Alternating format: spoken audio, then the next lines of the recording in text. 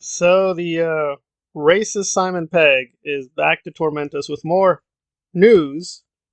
News in quotation marks because there is no news. It's just his usual insane conspiracy fears. And there is sort of news in the way he's going to try to tie Amazon to. I'll wait for it because it is pretty laughable. And I'm like, really? We're going to go there. Oh, okay, okay. But let's get to the main event, which is apparently Amazon is going to show some free screenings of Rings of Power, and he thinks this is very, very disgusting. And people love free stuff. It doesn't matter what it is. If it was a screening of, I don't know, the latest Minions movie, if it was a screening of She-Hulk, if it was a screening of every other garbage piece of entertainment that is being released by any crap movie company or filmmaking company there is, it would be sold out in a couple of minutes because it's free. And that's a very vile tactics, by the way. There were some, well, things that happened. I don't even know where to begin with this, so it's a very vile tactic, my friends. Oh, but of course, it will be sold out, and of course, they will use it to pump up their numbers. What numbers, stupid? Rings of Power is not a movie. The advanced screenings are very normal in all promotions to generate positive buzz, but it's not a movie. They're not going to make profits from the advanced screenings, which are free. What are you babbling about? Do you understand how basic economics works? They're not making money from this. Presumably, they'll get goodwill and buzz. That will help the ratings. Maybe, maybe not. But how is this a vile tactic? I'm beyond not clear where we're going with this. I get it. That's his whole shtick. He's going to put out racist, sexist nonsense. And to be fair to him, this is more neutral. This is kind of like just generalized conspiracy alt right nonsense. I guess that's his grift. But then, nope. It does turn out there's kind of a gender angle because we know that this is part of a desperate conspiracy to take over the brains of people in Colombia and America and Canada. Remember, like Halloween 3 Season of the Witch? I guess Jeff Bezos is going to insert chips into everybody's heads and kill them and destroy them. How do we know this? Because MCU. You're like, what MCU? I don't understand. Well, he'll explain. In the past at Disney around the time when the Captain Marvel came out, and they claimed that the attendance at theaters was very good.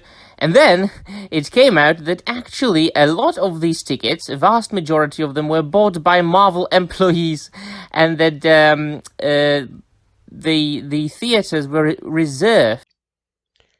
Well, I'm going to state the obvious, and I've actually done research on this because this came out for a while, and okay, I double checked. There are, quote, a few news sources that did actually follow this story, but they're not really reputable news sources, so it didn't mean anything. But even in these articles, they just posited maybe Disney bought off a few of the Captain Marvel tickets. Maybe. They offered no real evidence, no real proof. The only evidence is fans took shots of theaters, and them theaters were empty.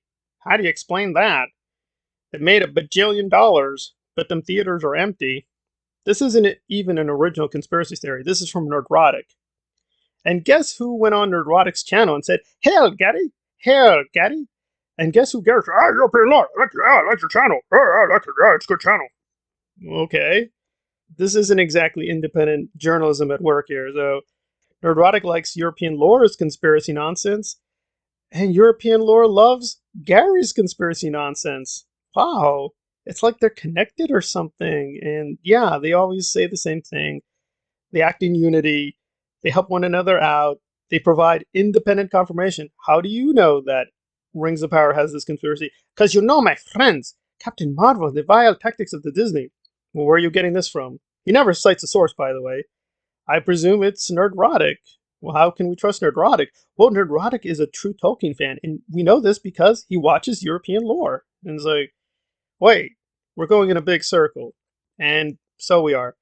But I would end on this note, like, why Brie Larson? I'm still puzzled why Brie is at the center focus of these weirdos and their conspiracy theories. Like, listen, you can hate Brie. She can clearly be criticized. Not everything she does is super golden.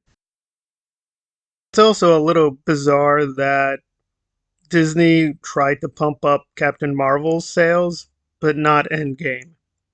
So people, even who hate the MCU, think the Endgame is legitimate, but not Captain Marvel. So Endgame's okay, but not Captain Marvel? Because? Oh, the sexism again. These videos are getting progressively worse, at least before he tried, yes, two images on the screen. He'd have one tweet and one bounding into comics article, but we're getting rid of that old system. He's just going to be babbling conspiracy nonsense with one image. So I guess the channel members are really getting their money's worth from his deep insight into Middle Earth and Brie Larson's, I don't know, vagina and how it's destroying the MCU and the universe.